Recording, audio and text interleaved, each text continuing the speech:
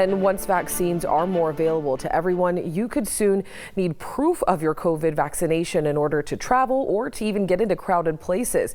And it's called the Green Passport, and it's already in use in some countries. And ABC 10 News reporter Jared Ahrens at our sister station takes an in-depth look at this idea and what local leaders say about the potential for it to come to San Diego.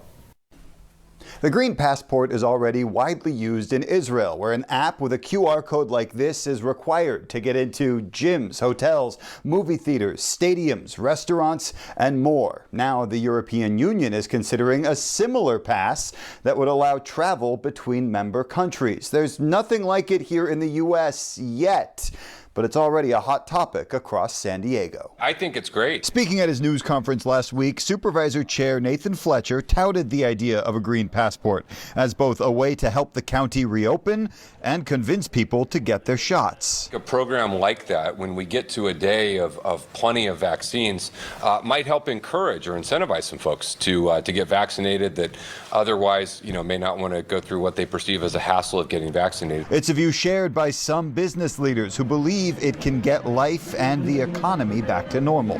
There was a way to identify individuals who have been vaccinated and make it easy. I think that we could find a way to open up more of those avenues, whether it be outdoor events or concerts or things of that nature, which still are on lockdown. That's Gaslamp Quarter Association Director Michael Trimble. Both he and Chairman Fletcher spoke of the Green Passport in broad countrywide terms.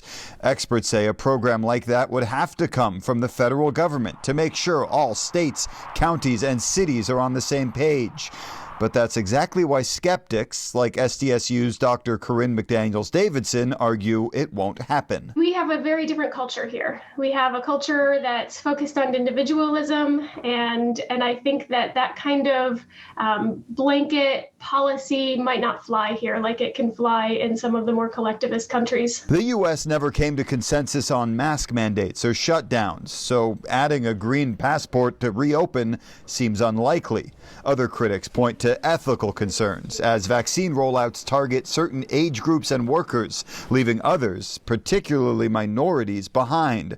Requiring a green pass would put those without one at a greater disadvantage. It's really quite complicated. There's a lot of ethical and legal issues surrounding this.